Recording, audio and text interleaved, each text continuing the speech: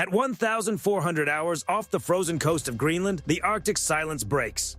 A massive pressure wave blast cuts through the storm as a Mach 3 Yakunt-style missile tears out of the fog. Russian-built steel, guided by a foreign AI brain, races low over the freezing water toward the USS Gerald R. Ford. Inside the Ford's Combat Information Center, the screens turn bright with warning symbols. Thousands of sailors, less than 2 minutes. One incoming threat designed to test the entire balance of power at sea.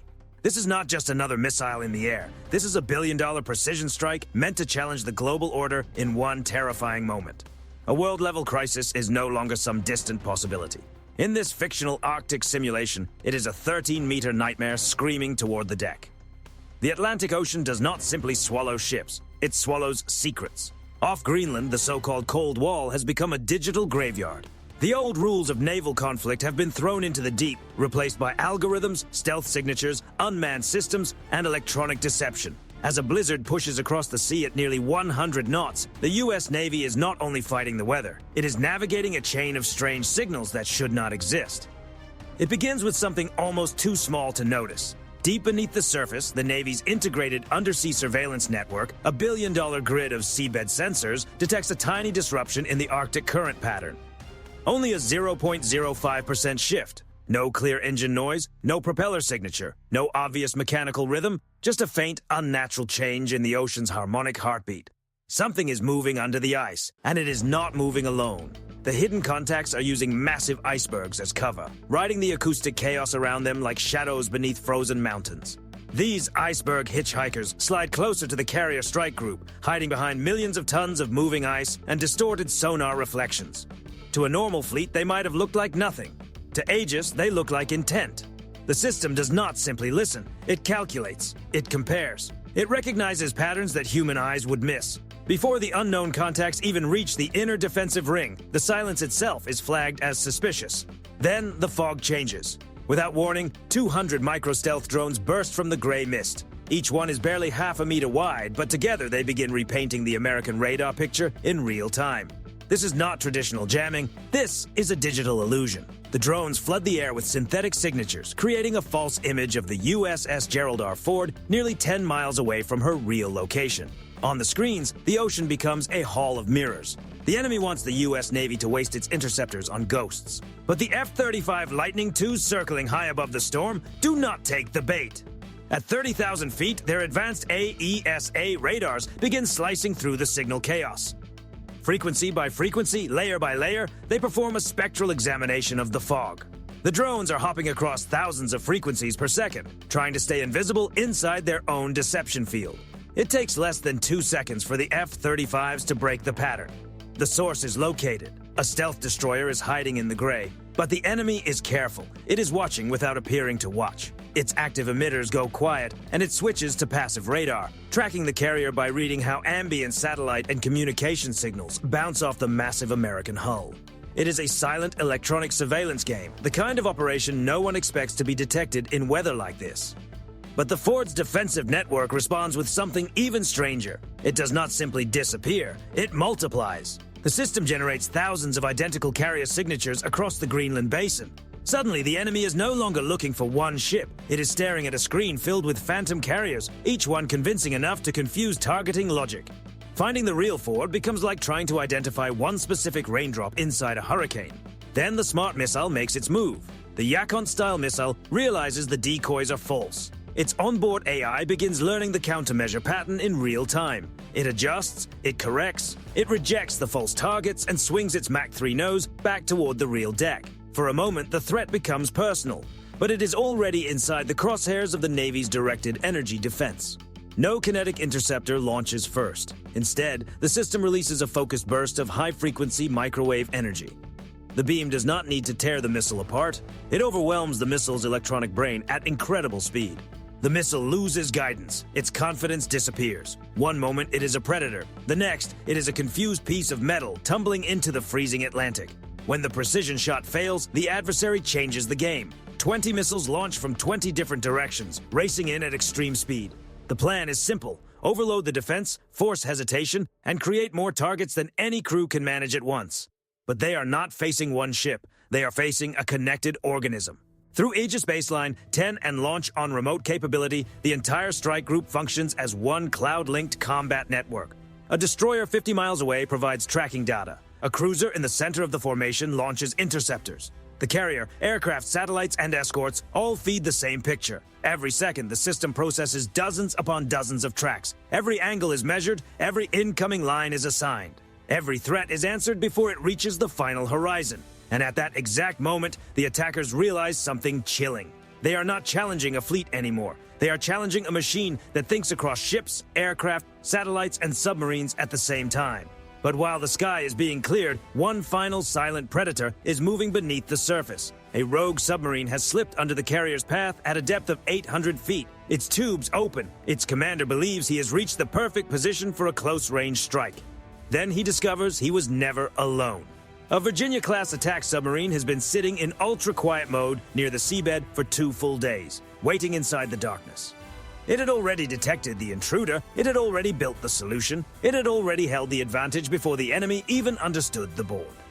The intruding submarine tries to retreat towards safer waters, but the US Navy does not need a dramatic finish. Using a secured cyber pathway, the network disrupts the enemy vessel's steering and propulsion controls, leaving a billion-dollar stealth platform adrift in the North Atlantic. No grand spectacle, no public announcement, just a ship that suddenly cannot move the way it needs to move.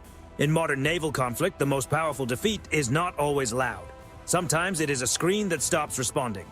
Sometimes it is a command that never arrives. Sometimes it is a machine realizing too late that it has already been outcalculated. The system of systems has proven its point. Against a digital architecture built for total awareness, an individual weapon is only another variable waiting to be solved. But just as the Ford's crew begins to absorb the scale of the victory, the ship's internal security sensors flicker. The next anomaly is not on radar. It is on the hull.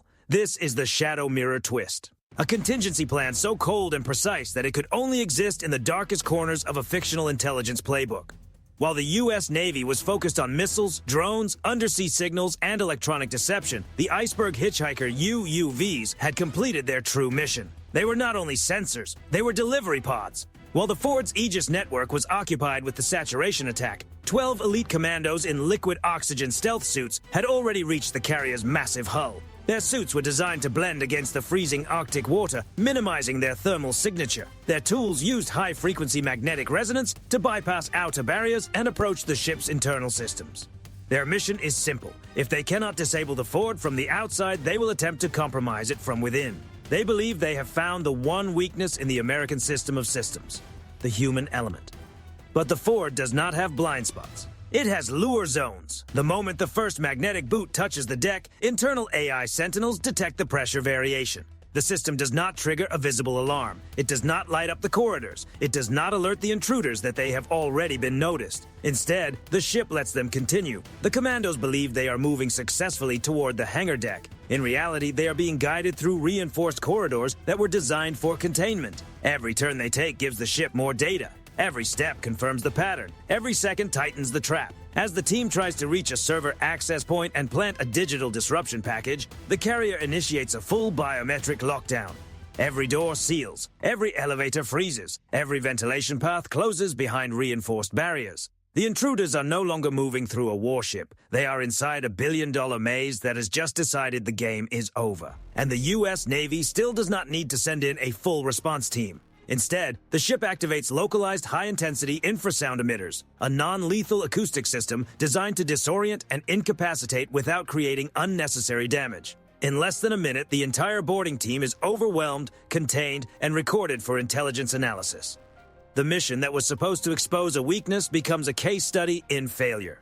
This is the ultimate bait and switch. The adversary thought the external battle was the main event. They believed every missile and drone was a way to distract the Ford long enough for a boarding team to reach its digital spine. What they did not understand was that the US Navy had already simulated that exact move thousands of times. They brought a 20th century commando raid into a 21st century autonomous fortress. They tried to play chess inside America's house, only to discover the house itself was part of the board. The shadow mirror breaks. The Ford remains in control. And another expensive operation becomes proof of a larger reality. Against a deeply integrated digital naval architecture, there are no shortcuts. There are only different ways to be detected, redirected, and defeated.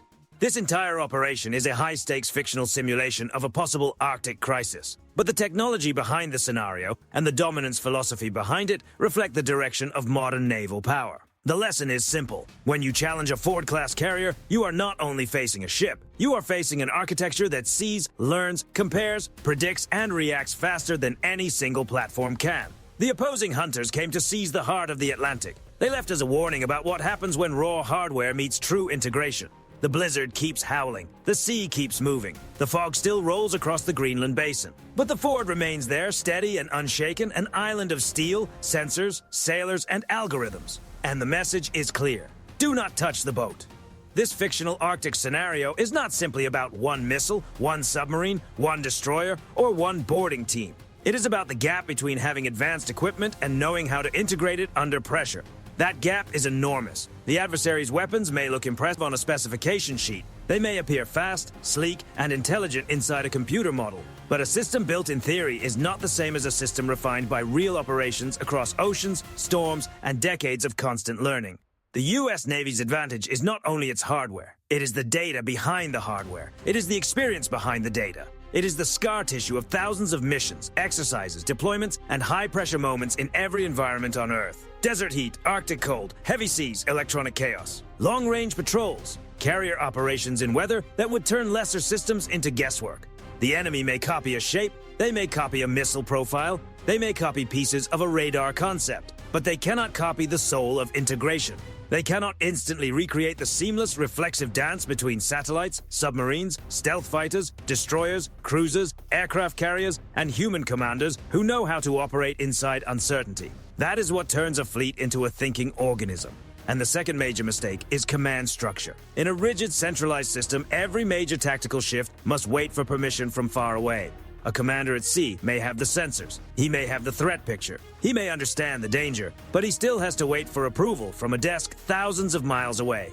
That delay becomes a weakness. In the U.S. Navy, distributed command changes the rhythm. A captain on an Arleigh Burke destroyer, a pilot in an F-35, a submarine commander beneath the surface. Each one operates inside a doctrine that values speed, initiative, and responsibility. They do not need to wait for every answer to travel across the world and return through a satellite link. While the opposing commander is still waiting for his next instruction set, the American network has already updated the picture, solved the next problem, assigned the next response, and moved forward. They brought old bureaucracy into a data-driven fight. That is a losing equation. But imagine the nightmare scenario for a moment. What if the Yakunt-style missile had not been disrupted by the microwave defense? What if it had reached the Gerald R. Ford and slammed into the deck? Even then, the story would not end the way the adversary hopes. The Ford class is built with advanced damage control architecture. Sections can be isolated. Systems can reroute.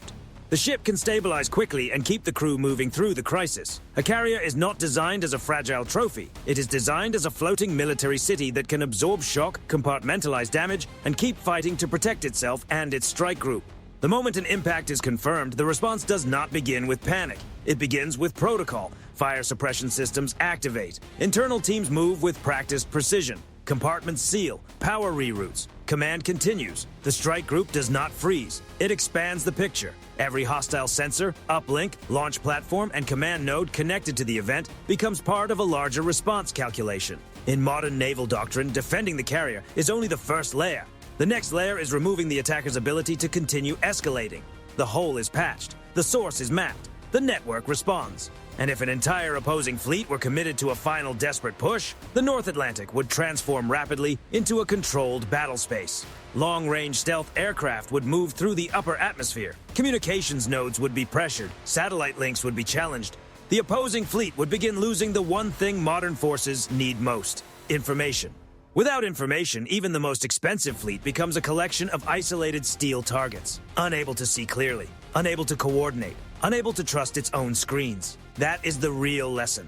Modern conflict is no longer only about who has the fastest missile or the loudest platform. It is about who owns the information layer. It is about who can see through deception, protect the network, control the timing, and make decisions before the other side even understands what has changed. In this Arctic duel, the adversary brings the logic of the past into a fight shaped by the technology of the future.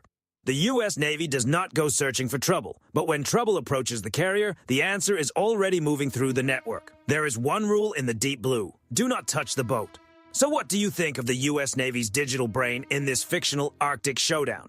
Is America's technological edge enough to stop a Mach 3 AI-guided threat? Or is the ocean becoming too crowded, too connected, and too unpredictable for comfort? Share your thoughts in the comments below. And if you believe in the power of the global shield, hit the like button and subscribe to Navy Vector so you never miss the next high-stakes briefing. Anchors away. The system generates thousands of identical carrier signatures across the Greenland basin. Suddenly, the enemy is no longer looking for one ship. It is staring at a screen filled with phantom carriers, each one convincing enough to confuse targeting logic. Finding the real Ford becomes like trying to identify one specific raindrop inside a hurricane. Then the smart missile makes its move. The Yacon-style missile realizes the decoys are false. Its onboard AI begins learning the countermeasure pattern in real time. It adjusts. It corrects. It rejects the false targets and swings its Mach 3 nose back toward the real deck. For a moment, the threat becomes personal, but it is already inside the crosshairs of the Navy's directed energy defense. No kinetic interceptor launches first. Instead, the system releases a focused burst of high-frequency microwave energy. The beam does not need to tear the missile apart. It overwhelms the missile's electronic brain at incredible speed. The missile loses guidance. Its confidence disappears. One moment it is a predator. The next, it is a confused piece of metal tumbling into the freezing Atlantic. When the precision shot fails, the adversary changes the game. 20 missiles launch from 20 different directions, racing in at extreme speed. The plan is simple: overload the defense, force hesitation, and create more targets than any crew can manage at once. But they are not facing one ship. They are facing a connected organism. Through Aegis Baseline 10 and launch on remote capability, the entire strike group functions as one cloud-linked combat network. A destroyer 50 miles away provides tracking data. A cruiser in the center of the formation launches interceptors. The carrier, aircraft, satellites, and escorts all feed the same picture. Every second, the system processes dozens upon dozens of tracks. Every angle is measured. Every incoming line is assigned. Every threat is answered before it reaches the final horizon.